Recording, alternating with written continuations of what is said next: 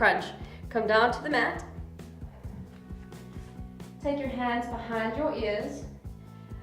Don't pull up with your neck.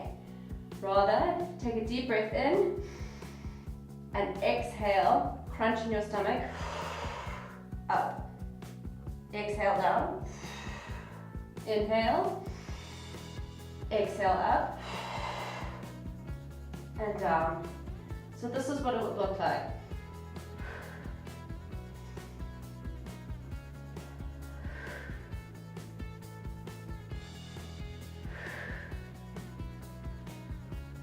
If you feel that your neck is getting too sore, you're pulling on your neck, okay? Make sure that your elbows stay out to the side the whole time.